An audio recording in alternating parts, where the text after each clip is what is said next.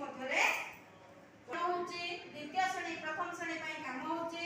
ସେମାନେ ଦୁଇଟି ପକ୍ଷୀର ଚିତ୍ର କରିବେ। ऑप्शन हैला पक्षी रे कोन रंग देबे दुईटा तो पक्षी काहाकू कळा देबे काहाकू धळा देबे ना तुमे काऊ देखिছো काऊर थंट की परी छोट ना बड़ आ बगर थंट की परी काऊर रंग की परी करी की ताकू छटी रंग दब एवं तुमे करि साला परे तुमर जो सांग माने अछंती समान को शेयर करबो माने देखैबो तृतीय श्रेणी ए गपर कोन जानिलो ए गपर तुमर काम होला तुमको शब्द चयन देली गप पैसा थिली